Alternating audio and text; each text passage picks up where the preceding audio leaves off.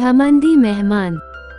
अगर आप चैनल पर नए हैं तो प्लीज हमारे चैनल को सब्सक्राइब करें। अगर आपको वीडियो पसंद आए तो कृपया वीडियो को लाइक, शेयर और कमेंट करें। एक गांव में एक किसान अपनी पत्नी के साथ रहता था। वह बहुत सीधा सादा और भला आदमी था। इसकी पत्नी भी उसी की तरह भोली और नेक औरत थी। दोनों पति पत्नी घर आए मेहमानों की खूब खातिरदारी करते थे, पर उन्हें ऐसे मेहमान पसंद नहीं थे जो आने के बाद जाने का नाम ही न लें। वे चाहते थे कि मेहमान आए मगर 1-2 दिन रुककर वापस चले जाएं। मेहमान अगर ज्यादा दिन रुक जाते थे तो उन्हें ज्यादा खर्च और परेशानी उठानी पड़ती थी।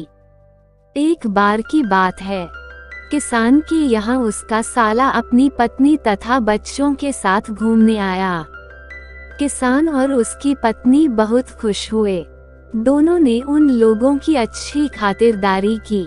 2-3 दिनों के बाद उन लोगों को वापस लौट जाना था, लेकिन यहाँ की खातिरदारी देखकर उन लोगों ने कुछ दिन और रुकने का मन बना लिया।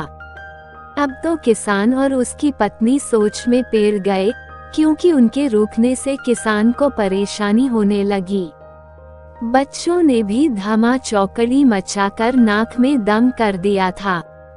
किसान और उसकी पत्नी ने सोचा, पता नहीं ये कब यहाँ से जाएंगे।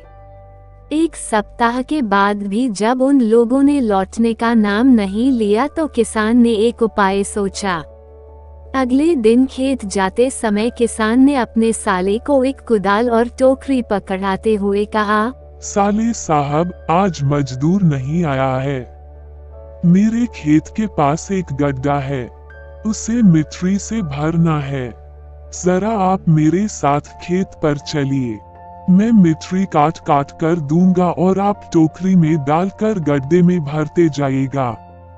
यह सुनकर किसान का साला थोड़ा सा कपकाया। चाहकर भी वह इनकार नहीं कर पाया।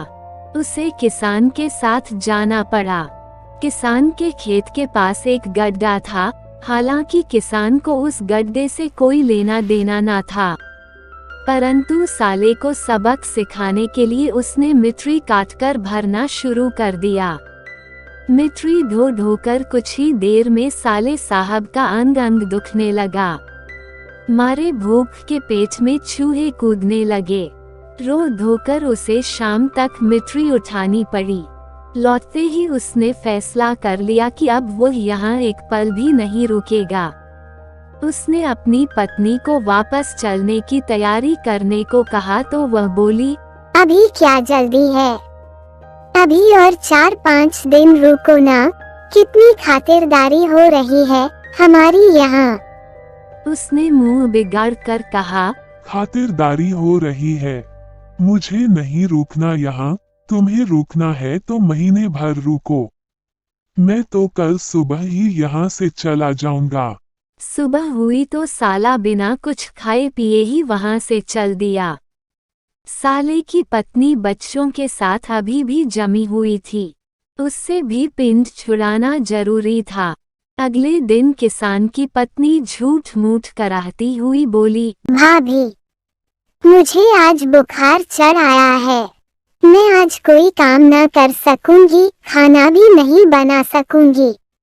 साले की पत्नी बोली, कोई बात नहीं, तुम आराम करो, मैं खाना बना लेती हूँ।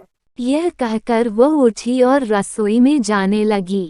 रुको भाभी, किसान की पत्नी ने उसे रोकते हुए कहा, खाना बाद में बनाना, पहले घर द्वार की झाड़ू से सफाई कर लो। कुछ गंदे कपड़े पड़े हैं, उन्हें भी धो डालना। 40 किलो गेहूं भी चक्की में पीसना है। साले की पत्नी काम में जुट गई। काम निपटाते निपटाते शाम हो गई। इस बीच वह भूखी प्यासी ही रही। भूख के मारे उसका बुरा हाल हो रहा था। किसी तरह रोते झींकते उसने सारा काम पूरा किया। उसे किसान की पत्नी का यह व्यवहार बेहद अखरा। उसने समझ लिया कि अब यहाँ से जाने में ही भलाई है। अगली सुबह वह बच्चों के साथ जाने लगी तो किसान की पत्नी बोली, भाभी, मेरी तबीयत खराब है, अभी 2-4 दिन और रुक जाती तो अच्छा रहता। नहीं, अब मैं यहाँ नहीं रुकूंगी, मेरा घर जाना बहुत जरूरी है। यह कहकर वह बच्चों के साथ चल दी।